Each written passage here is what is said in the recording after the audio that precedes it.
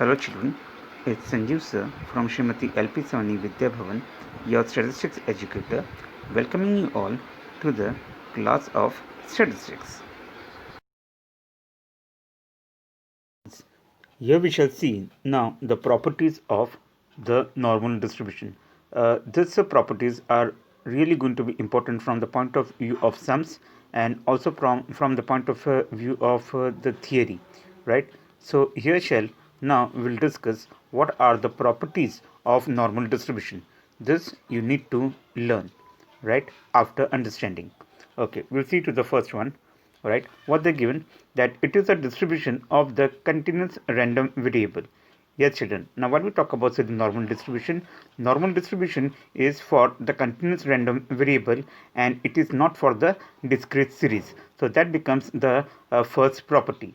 Second, the constant mu and sigma are the parameters of the distribution which indicates mean and the standard deviation respectively. Yes, if we talk about say mu and sigma, these are the symbols, okay, signs of mu and sigma, right? This mu and sigma indicates what? It indicates the mean and the standard deviation, okay? And these are what? The mu and sigma are the parameters. They are the parameters of the normal distribution. So that is also one of the properties of the normal distribution. Sometimes such question could be asked for in section B or say in section A. Come to the third one. So the distribution is symmetric about mu and its skewness is 0. Yes children, while we talk about say the normal distribution you will always find that it is on the symmetric distribution, and in such a case while we talk about the skewness is always 0, right? So that is also one of the properties. Come to the fourth one. Say for this distribution the value of mean, median and mode are the same. That is, you can say your mu, median, mu, that is mean, is going to be equal to say median is going to be equal to mode, because over here we are talking about normal distribution and it is a symmetric distribution. That's why you would find that your mean, median and mode are equal to each other. Their values will be equal to each other. Come to the fifth property. Say for this distribution, say quartiles are at equidistant from the median. Yes, because it is going to be a symmetric distribution, you would always find that your Q3 minus median will always be equal to your median minus Q1. And over here, while we talk about median, how you are going to find out median with the help of the quartiles, with the extreme quartiles, that is Q3 plus Q1 divided by 2. I repeat, median is going to be equal to Q3 plus Q1 divided by 2, right? So that is actually your fifth say property. The next one, the sixth one, the probability curve is completely bell shaped. Yes children, because over here say the normal distribution is going to be say completely symmetric one. That's why you would find that the probability curve, okay, the curve that you are going to find will be completely a bell shaped diagram. Whatever the diagram or the curve that you are going to get of this normal distribution, it will be a completely bell shaped diagram like this. Okay, below you are going to have the x-axis, right, and a completely bell shaped diagram you would find for the normal distribution, right? So that is actually one of the properties of normal distribution, and that is the sixth property over here, right? Come to the seventh one. Say normal curve is asymptotic to x-axis, right? That is, the tails never touch x-axis. Yes children, as I drew the diagram, you might have watched that the tails didn't basically meet the x-axis. As we talk about the symmetrical diagram, you would find below the horizontal line that you will find is actually your x-axis, and you would find that the tails of the diagram or the bell-shaped diagram will not meet the x-axis. So we can say that normal curve is asymptotic to x-axis. That is, the tails will never touch the x-axis of the diagram. Alright, so that is actually your seventh property of the normal distribution. Come to the eighth one. This you need to remember, the approximate values of the quartiles of the normal distribution, right? That is how with the help of the formula you can find out the quartiles of a normal distribution. That while we talk about Q1 you will always find that it's mu minus 0.675 say sigma, that is standard deviation. Similarly, while we talk about Q3, that is your third quartile, will always be equal to mu plus 0.675 sigma, that is again the standard deviation. So that is how, with the help of say a kind of formula, that you can find out the quartiles for the normal distribution if you have mu and sigma, that is mean and standard deviation, right? That is your eighth property of the normal distribution. Come to the ninth one. What they given? Say for this distribution, quartile deviation is going to be equal to 2 by 3 sigma approximately. Yes, children, you would find this formula could be used into your short sums, right? That if they have told you to find out the quartile deviation and sigma is given to you, you will always find that the quartile deviation is always 2 by 3 sigma, or you can say 2 by 3 standard deviation, right? That is only for the normal distribution, and that is the ninth property. Similarly, as you go further, if you see to the 10th property, what they given for this distribution, mean deviation, we talked about quartile deviation in our say ninth property. In the 10th one, that if you want to find out the mean deviation with the help of the sigma, it is always 4 upon 5 sigma. Your mean deviation is always 4 upon 5 sigma, and that is one of the formulas for your mean deviation in normal distribution, right? So that is also the 10th property. Yes. Now in 11th one, you would find certain important areas of the normal curve is given to you, and that also we basically need to remember. There are around 6 points. Even these areas, okay, could be used into your short sums. What is the first one? There's a total area under the normal curve is 1, and the area on both the sides of the perpendicular line at x-axis is equal to mu is actually 0.5, right? So that is actually the first say important point, okay, related to the area of the normal curve, right? That is what they have given over here. I will explain you. While we talk about say the normal distribution curve, you would end in between the perpendicular line, where you would find your x is always equal to mu. This is your negative infinity, and this is your positive infinity. Again, the negative infinity shows what? The negative sign shows what? It always shows the left hand side, and the positive infinity, where positive sign shows what? It shows the right hand side. Now what they're given, that while we talk about the total area of this normal distribution curve, you would find the your total area is always equal to 1.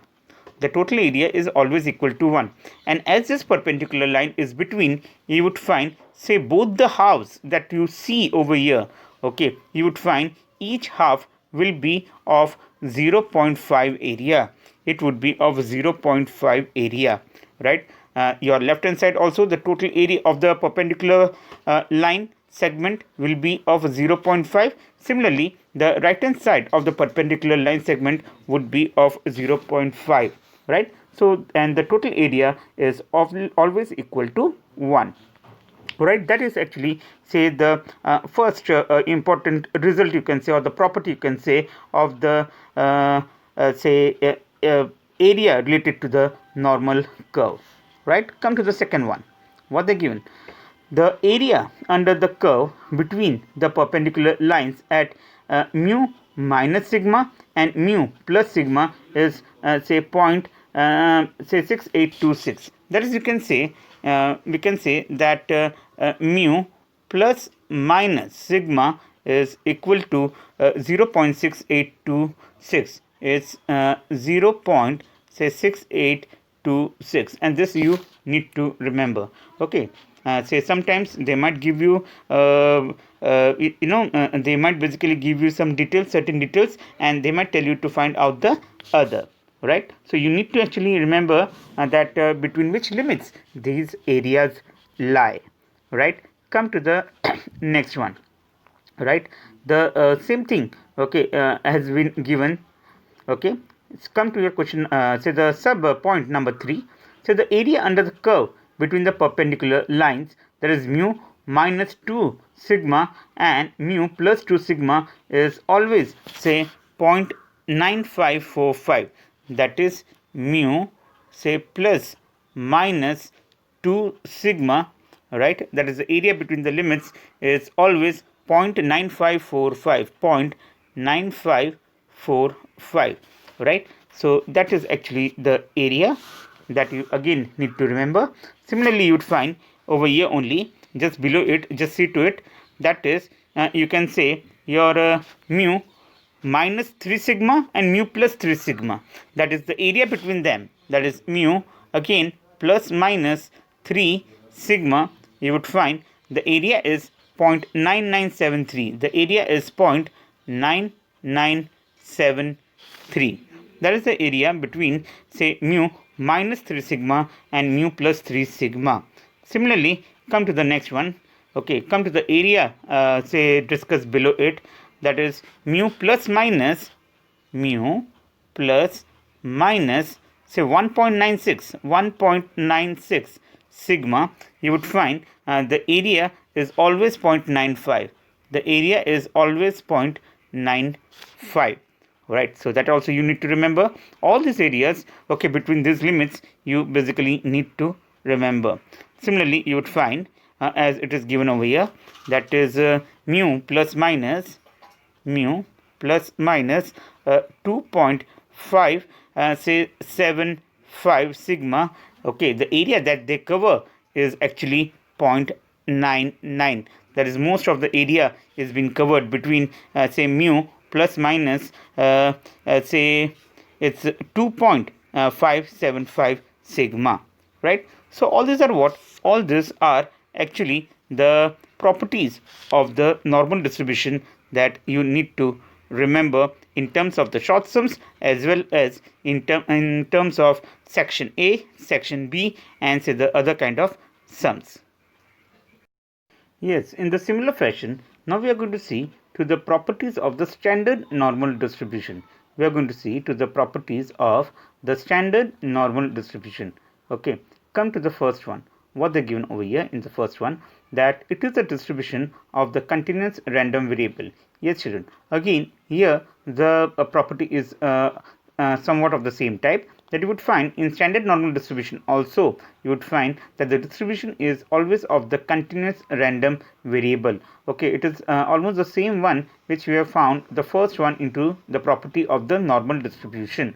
Come to the second one. What they given for this distribution, mean is 0 and its standard deviation is 1. Yes, children, you need to remember this, that while we talk about the standard normal distribution, right, that for standard normal distribution, while we talk about say the mean is always equal to 0, that is mu is always equal to 0, and while we talk about say the standard deviation, it is equal to 1. That is actually the second property of the standard normal distribution. Come to the third one. The distribution over here is symmetric to z is equal to 0 and its skewness is 0. Over here, yes, children, because it is the standard normal distribution, over here also you would find the diagram would be perfectly bell shaped, and that's why you would find that while you talk about say the mean is it is a symmetric distribution where you would find that z is equal to 0 and also the skewness is 0. Because it is a symmetric distribution, you would also find that the skewness is 0, right? That is actually your third property of the standard normal distribution. Come to the fourth one. The probability curve is completely bell shaped and is your asymptotic again to x-axis. The same property that we found in the normal distribution, that in standard normal distribution also, while we talk about say the diagram, the diagram is again over here is actually a bell shaped diagram, right? And you would always find that the ends of the diagram will not meet the x-axis, will not meet the x-axis. That is actually say the fourth property. Come to the fifth one. See, the approximate value of the first quartile of the standard normal distribution is in negative, that is actually minus 0.675, and that of the third quartile would be in positive, that is 0.675. This also you need to remember that while we talk about, say, the standard normal curve or standard normal distribution over there, while we talk about the Q1, the value of the Q1, you would find that it is in negative, that is minus 0.675, and while we talk about, say, the extreme quartile, that is the third quartile, you would find it's positive 0.675. So that is also one of the properties of your standard normal say distribution. Come to the sixth one. Say for this distribution, quartile deviation is actually 0.3 2 by 3, sorry, approximately is actually, it should not be 2 by 3, but it should be again 2 by 3 sigma. It should be again 2 by 3 sigma. That in standard normal distribution also, while we talk about, say, the quartile deviation is 2 by 3 sigma, that is the approximate value of the quartile deviation. Similarly, if we see the 7th point, that if we talk about, say, the mean deviation, it is also 4 by 5 sigma. The value would be 4 by 5 sigma approximately. Okay, that is, you can say, the standard value of say the quartile deviation also and the mean deviation also, right? Okay, now come to the 8th point, where we are going to talk about, say, the areas under the normal curve, that the standard normal curve that actually you prepare, what are the areas being covered over there. Again, over here you would find that the total area is always equal to 1, and on both the sides of the perpendicular line segment you would find the area is 0.5. The total area is 0.5 over there, right? So again, the total area of the standard normal curve is equal to 1, and as we had discussed that on both the sides or both the halves of the perpendicular you would find the area 0.5 each, right? Come to the next one. See the area under the curve between the perpendicular lines at z is equal to minus 1 and z is equal to plus 1, okay, is 0.6826. Yes, children, you need to remember, where your z is plus or minus 1, the area covered you would find is always 0.6826, right? Similarly, just if you come just below, right, you would find that if the area covered is where z is equal to plus minus 2, okay, the area covered over there you would find is 0.9545. Okay, similarly you would find that the area under the curve, okay, between the perpendiculars where z is plus or minus 3 is 0.9973, right? Similarly, you would find, say, the area under the curve between the perpendicular lines where z is equal to plus minus 1.96 will be 0.95, right? Similarly, the area, say, under the those perpendiculars where z is plus minus 2.575, it is actually the area covered is maximum, that is 0.99. Right, all these areas, okay, under the limits, okay, you need to remember for the short sums and even for MCQs. Okay, so all these are what? All these are the properties that we have discussed of, say, the standard normal distribution. Okay, we shall here now see different sums related to the area of the standard normal distribution, right? So we are going to see, we'll see our example number 6. Right, what they given over here in example number 6, that if the probability that the value of the standard normal variable z lies between, say, 0 and z score, that is z1, is 0.3925, then obtain the possible values of the z score. That is, we need to find out the z1. Okay, that is, we need to find out the value of z1.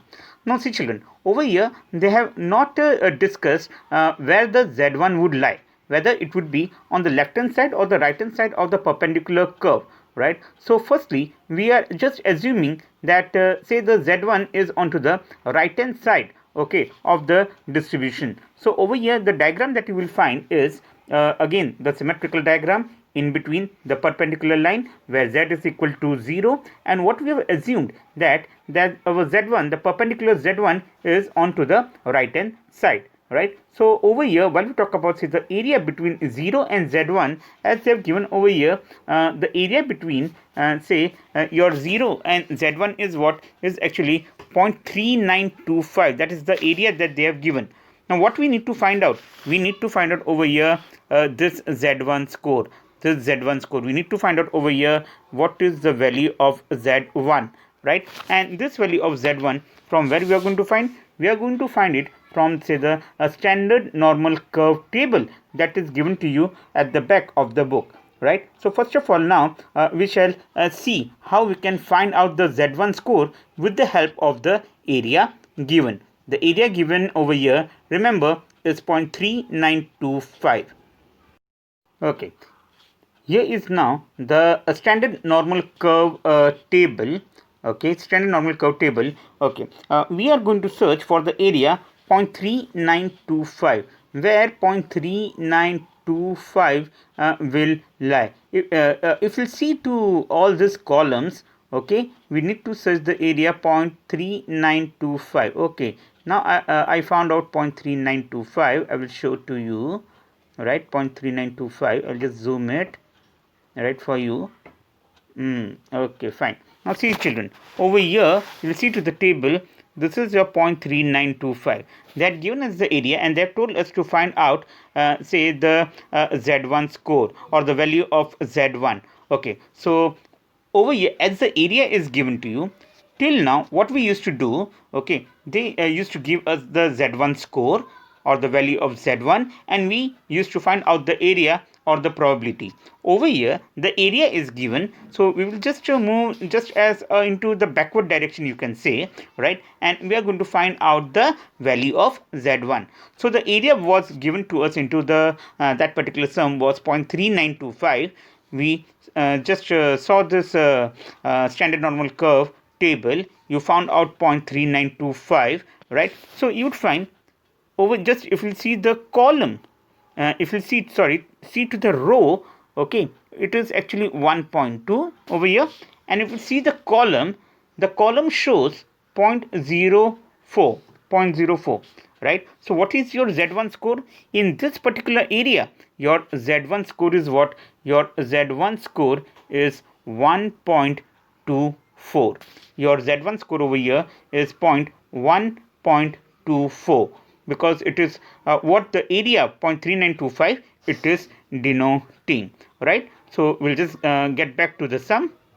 Yeah, now as we have found out that the area was 0.3925 given, and we found the score of the Z1, that the value was 1.24, right? So over here you would find that they have shown us that your Z1 score is what? The Z1 score is 1.24. That is how you found out, right? Now just remember, now whenever the areas are given to you and Z1 score is given to you, this is how you are going to find out Z1 score when the area or the probability is given to you, right? Acha. Now over here your Z1 score is 1.24. Now why it is 1.24? It is positive 1.24 because your the perpendicular line segment that you are getting, okay, of the Z1 is on the right hand side of Z is equal to 0. That's why the value of the Z1 is going to be positive 1.24. Similarly, you would find that because they are only given us the area, it is also possible that you might have Z1 on to the left hand side also. You need to even show the same thing. Okay, after you show the this particular diagram, in the other diagram you also need to show that if your Z1 is on, if it is onto the left hand side, so the area 0.3925 will be actually your this left hand side area, right? And in such a case, while we talk about say Z, or while we talk about say the value of Z1, it would be in negative, that is minus 1.24, because over here the perpendicular line segment of Z1 is onto the left hand side. Okay, the area is the same, that is 0.3925, but because over here the perpendicular line segment Z1 is onto the left hand side of Z is equal to 0, right, the value of it will be in negative, that is minus 1.24, right? So that is how you do this particular example. That is the example number 6. that what we are talking about. This is how you are going to draw the diagram on the left hand side, and you will show both the values, that when Z1 is actually the perpendicular line segment is onto the left hand side, and if the perpendicular line segment of Z1 is onto the right hand side, what would be their values. Okay, now here we'll see a different kind of sum, right? See to example number 7, right? Example number 7. What they given, that if the probabilities, okay, for the standard normal variable z are as under, then obtain the value of the z1. So over here we need to obtain the value of the area, that is value of the z1 in fact. Okay, over here there are two sub questions, that when the area is 0.95 you find out z1. See the second question, second sub question, that is when the area is 0.05 find out z1. And if the area to the right of z1 is 0.05, and the first one, that is the area to the left of z1, is 0.95, right? Now at present we are going to concentrate on the first question, right? The first sub question, that area to the left of z1 is 0.95. Now children, as over here they have told that the area on the left of z1 is 0.95, if you see to the value 0.95, you will find that the maximum area is onto the left hand side is covered. If you see that they have told us area to the left hand side of z1 is 0.95, so you would find as the value is 0.95, the maximum area is covered, okay, onto the left hand side of z1. Okay, you would find even the half of the portion of the distribution is covered, right, and most of the area is being covered. So how its diagram would be, right? Now see the diagram below over here. This is the diagram for your first sub question, where you would find it is the 0.95 area. That is what they have say discussed, and they have told us. So but natural, you would find your z1, the perpendicular line segment of z1 will always be on to the right hand side of say the in between perpendicular line. It will always be on to the right hand side. Why? Because the maximum part is being covered in this area. That is, you would find 0.95 actually is being covered. So you would find that this whole shaded part is actually 0.95 area, right? And that's why you would find your z1, and because they have told it is the area is on the left hand side of z1, so this is actually your z1, the perpendicular line segment, and the area, the shaded part that you find over here, is onto the left hand side of z1, and the maximum area covered is what? It is 0.95. So this is what the actual diagram would be, right? Okay, now for this diagram, what you are going to do, you would find you are going to take the whole left hand side area, right? You will take the whole left hand side area, right? That is this part, this whole part would be covered, the whole left hand side area, plus, okay, plus what you are going to have, you are also going to have that this right hand side area, this much part, right, and this much part, and those two would be actually added to each other, right? So you will see into the diagram the whole left hand side, right, plus in between plus sign you can see, okay, so the right hand side shaded portion is actually being shown, right? So that is actually also being covered. So over here, now how we are going to write the formula from it, now you know very well that how it should be written. That is from infinity to 0 first of all, then 0 to z1. But over here, as area is given, okay, we have written the area, that is 0.95, right? And because they should be brought close to each other, they should be assembled with each other, in between plus sign is there. Okay, now we know that infinity to 0 is always 0.5. So over here you would find 0.5 in between plus sign, then p of 0 less than equal to z less than equal to z1 is 0.95 area. Now to find out this, you would find 0.5. In the next step, you will take onto the right hand side. As you will take 0.5 onto the right hand side, it will get deducted from 0.95, right? So the area covered between 0 and Z1 is actually what? 0.45. Is actually 0.45. But what we need to do? We need to say find out Z1. Over here, what is 0.5? 0.45 is actually the area being given, right? So how we are going to find out Z1? That basically we are going to see. Yes, the area that we saw was 0.45. Now again, we are going to see the standard normal curve, standard normal curve table, right? And as I showed you into the last sum, as you will go, how you are going to go into the backward direction and how you are going to find out the value of the Z1. In the similar fashion, we need to basically find out 0.45. Right, we need to find out 0.45. So let us see how that can be done. Yes, again here is the table.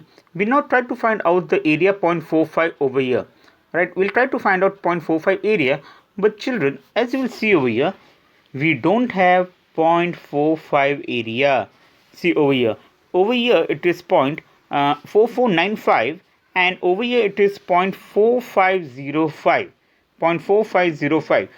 0.45 will lie somewhere in between these two areas, right? And that particular area 0.45 is not given to us, right? So what we need to have? We need to have the standard normal values, okay, of 0.4495 and 0.4505 respectively, right? So what we will do is that we will see that what is the area of 0.44, or what is the value of the Z1 of 0.4495, right, of 4495. If I will just zoom it, okay, if I will zoom it, just see to this, right? While we talk about as I told you 0.4495, this is your 0.4495, right? So it is over here, what is there? 1.6. 1.6, if I add it, it will be 1.64. It would be 1.64. That is the Z1 score of 0.4495. And as I told you, we also need to have 0.4505. Okay, it will be again 1.6, and above you would find is 0.05, right? So what is the Z1 score of or Z1 value of 0.4505? It is 1.65, right? So we need to have these two values, that is 1.64 and 1.65, okay, because our area 0.45 will lie between the Z scores of these two values, right? So that is what we are going to see now. Now here you would find that 0.45, we didn't get the Z1 value of exact 0.45 of the area, right? So in such a case, what you need to do is that you need to prepare such kind of table, right, where the first column is from table, the second column is of area, and the third column is of the Z score, right? Now what you need to do over here is that if you see to this, you will see to this table, the first row that you are going to have is the nearest value before 0.4.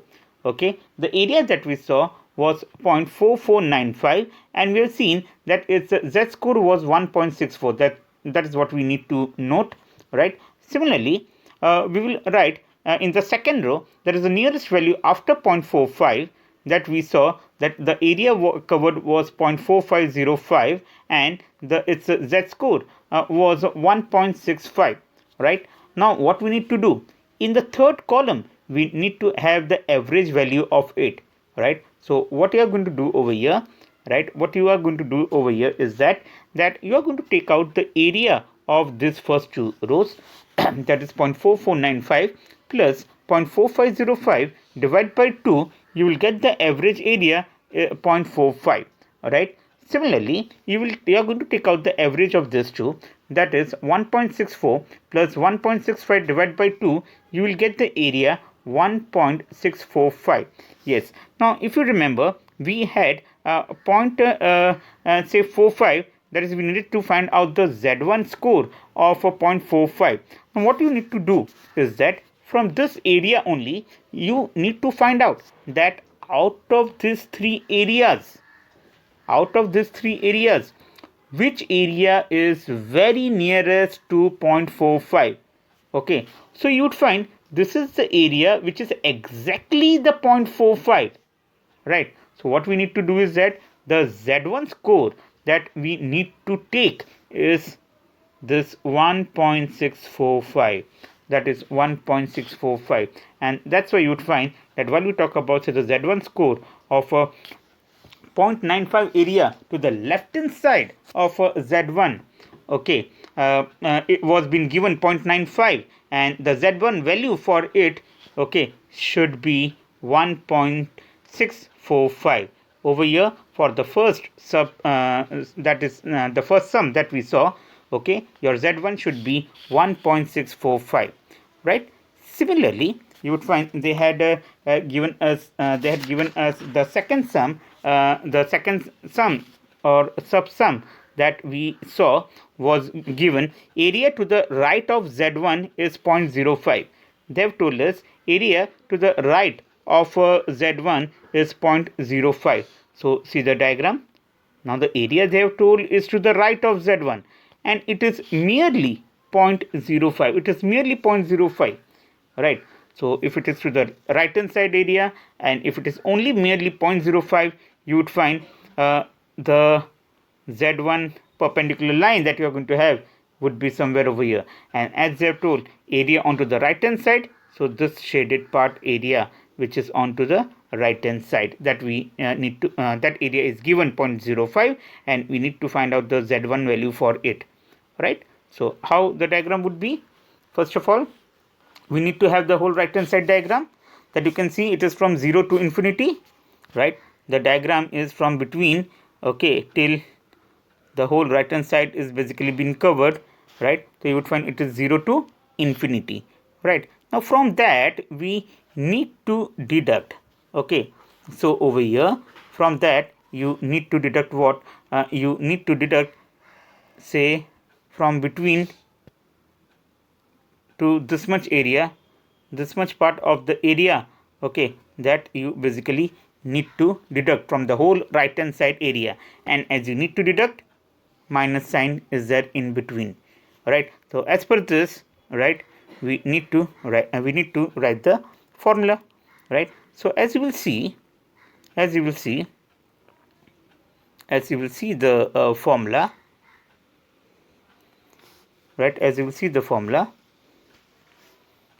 that is your P Z is greater than Z1 is equal to what? First of all, 0 to infinity, this 0 to infinity minus 0 to Z1 as we have seen, and the area given was 0.05, right?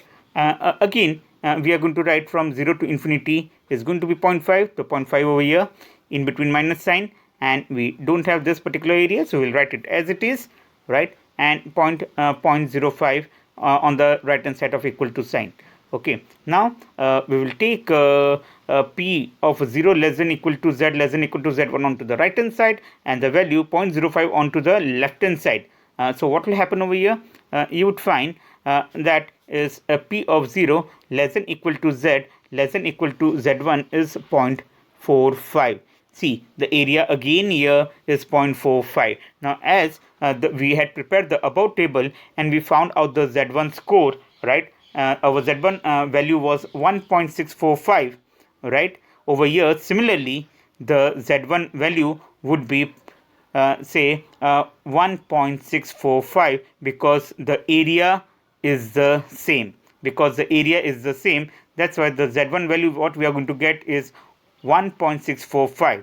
But children, remember, where is over here where you are finding your say Z1, again over here you would find your Z1 is onto the right hand side. If we talk about say the Z1, the line, okay, is onto the right hand side, okay, you would find the Z1 score would be what? Your Z1 would be positive 1.645.